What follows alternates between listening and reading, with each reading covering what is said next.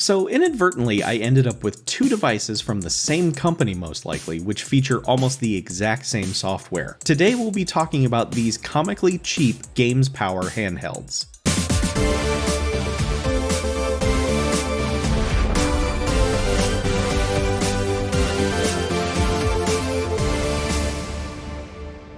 If I had to guess, I'd say these things were sold in vending machines, gas stations, or given away as carnival prizes. That's how cheap they look and feel. Both devices have a really obtrusive and hideous looking Games Power logo, and both feature an almost identical selection of 500 NES and Famicom games, with some legit and some very much not legit titles all in the mix. But overall, let's start with the smaller of the two, this blue vertical Games Power. It's available in several different colors. I ordered the red one, they sent the blue one. As you can see, it's a tiny little thing, about half the size of a deck of cards. That's really all that's notable about it. It's very tiny and cheap. There's one port for charging the device, and that's that, although there is a little glow over here when the system is on. That's pleasant. Over on the left, you've got a power switch right above the clicky D-pad, and below is the system's one little speaker, which your thumb will most likely cover up somewhat while you're playing it.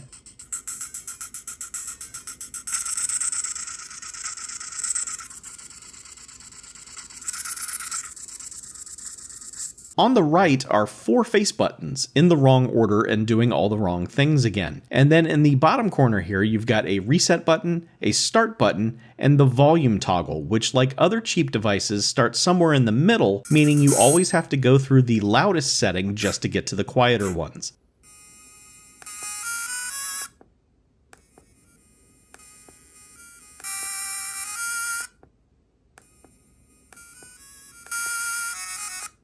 There is no situation where this is ideal. The screen is a very tiny 2.4 inches, and well, that's just too small for my old man eyes. Most people's eyes though, really. Curiously, the device is missing a select button, which is an important input for many NES and Famicom games. In Chip 'n Dale Rescue Rangers, one of the games on the early part of the list, the select button is used for bringing up the info screen for your character.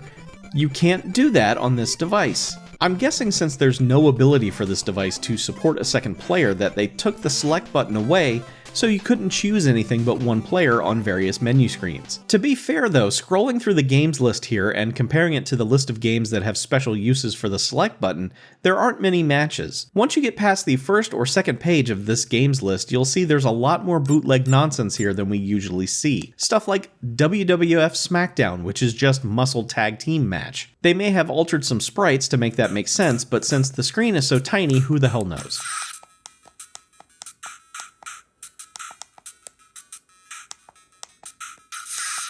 The larger of the two Games Powers is a horizontal device patterned after a Game & Watch handheld and colored like a Famicom, although there is an NES-themed version too. It feels like the casing from one of these handheld games we had in the 70s and 80s with little steel or plastic marbles inside. Tomy made a bunch of them. And this console sounds like them too, since it rattles around when you move it, thanks to the very loose buttons.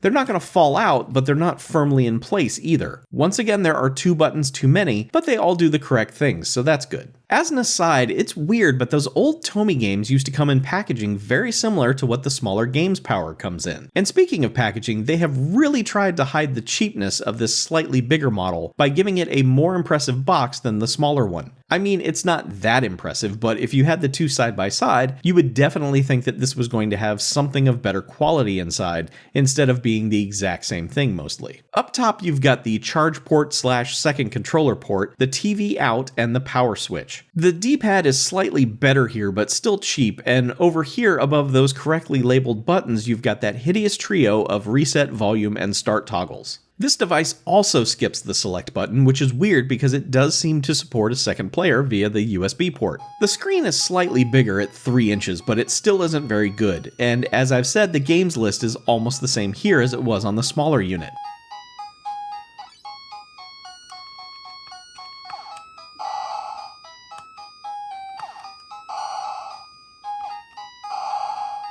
But now you'll be able to see this weird bootleg Super Mario Bros. Ripoff Game Mars of JJ a little better. Note that you cannot select 2-player mode.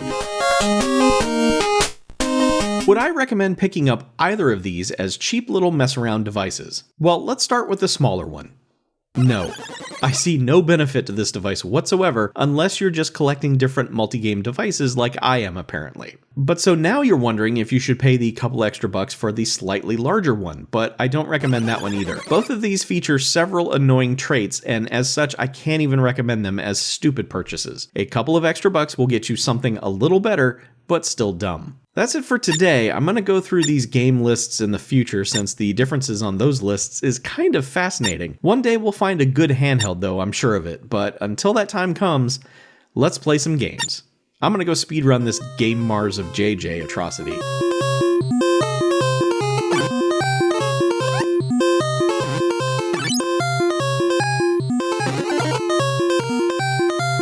Oh cool, I got the, whatever that was. Now I'm a big JJ.